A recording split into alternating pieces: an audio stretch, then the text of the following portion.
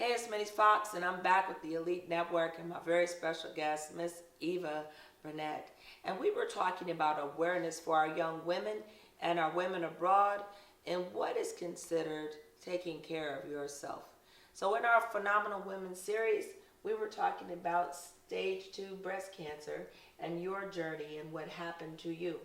So, I wanted to kind of go a little further when the doctor actually diagnosed you and you found out about the mass that you had. What was the next step that they did to try to address what was happening with your body?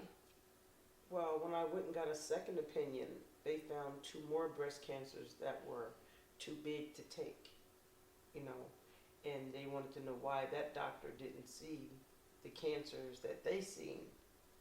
So I was really devastated again. So I'm like, I have no idea. This is new to me. So they made arrangements for me to go on and have chemo. And I had 4 sessions of chemotherapy. And the second session took all of my hair out. I had no hair. My head was like an egg, no hair. And then my hair started growing back. And now I'm going to see a doctor the end of next month to see where I'm at with the chemo. Do I have to have surgery? Because they're talking about, well, if you did, go ahead and do the removing of the 2 cancers in my right breast.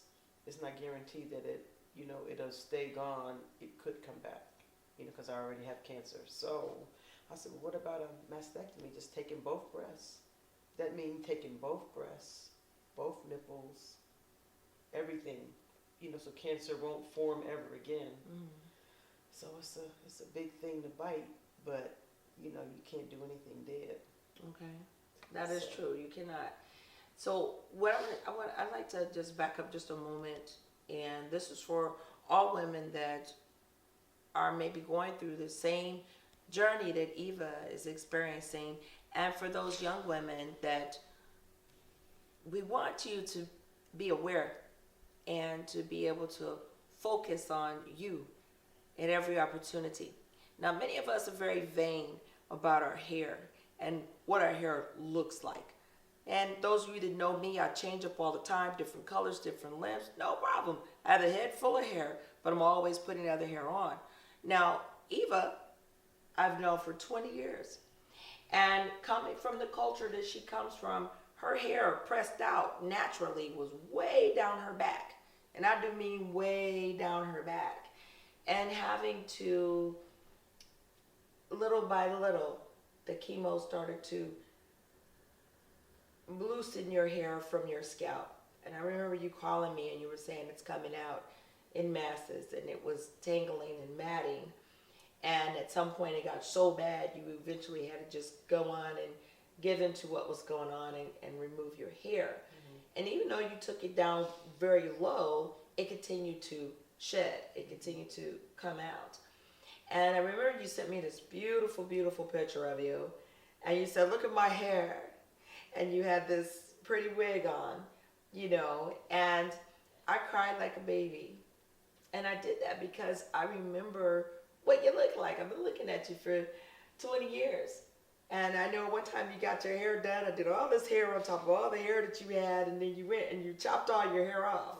And then your hair grew back, way down your back.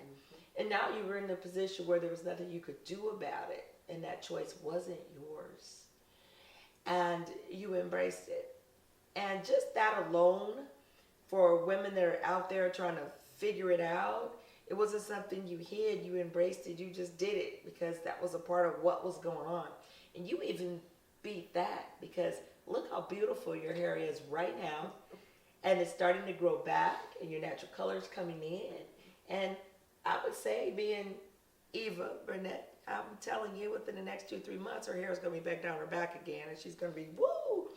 And we went out one time, and she had her natural hair, and her afro was this huge, and all these men kept stopping and looking at you, and gawking, and I remember one guy came up behind you and he was trying to touch it, because your hair was so beautiful. I want you to know that as your sister, as someone that has known you all these years, you are as beautiful, if not even more, with your hair like that than you were when you had this huge Angela Davis afro. Now, when you moved on with this journey and you surpassed the chemo and your hair started to grow back, you started to get your energy and feeling better, there was a lot of ups and downs for you in those days. Can you tell us a little bit of what that was like?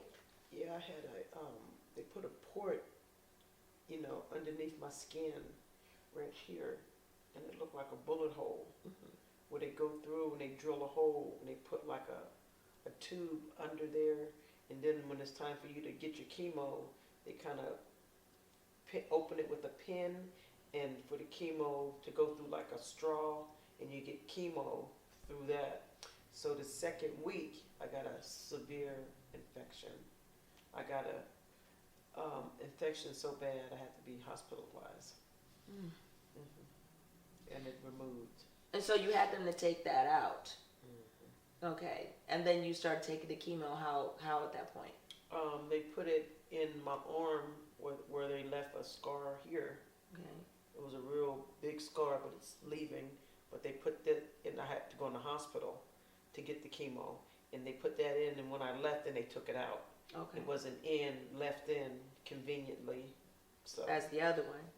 And you were able to overcome that infection with antibiotics and them addressing that. Yes. So right now today, because this happened over a period of 6 months, the past 6 months, where are you right now today as far as your diagnosis is?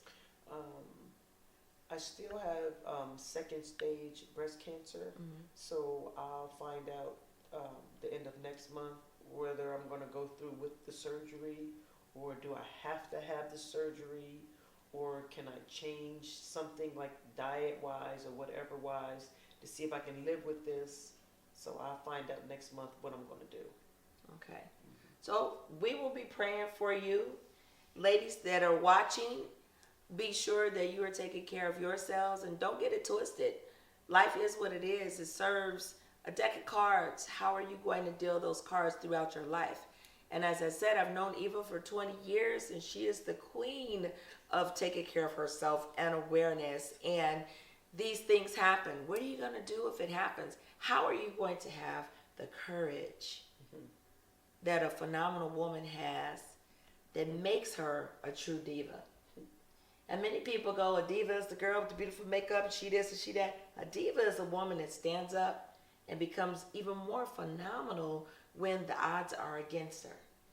And as the diva that you are, you slap the odds in the face, you knock them out of the way, and now this new journey for you will become unknown at this point. But I know your faith, and I know what he does, and I know what man says. So somewhere in between the two, that third center is you. And you're going to be amazing either way it goes. And you're going to be fine. And you had the courage to come on my show today and share your story with women to let them know about life. And if for whatever reason they would have to remove your breast, did they give you an option of, are there implants? Are there certain types of bras that you could wear? Did they talk to you about that? Yeah, they said that I would, they would do reconstructive surgery. They would, for the nipples, because cancer forms there too. Gotcha. It's your form of your breast. They have to remove everything and reconstruct everything. So it's a big deal. Okay. But life is a bigger deal. Life is a bigger deal. That's right. So. And life is, in all aspects, something that you have to be worthy of having. That's right. And many of us take advantage of that. That's right. Eva, I'm going to toast to you as one of my phenomenal women. Pick up your glass there. Don't worry, it's apple cider. But we are going to toast to courage and an amazing, phenomenal woman that is within you. And you have always been one that worked from inside out. And you continue to glow and shine as such. And cheers to you, Eva.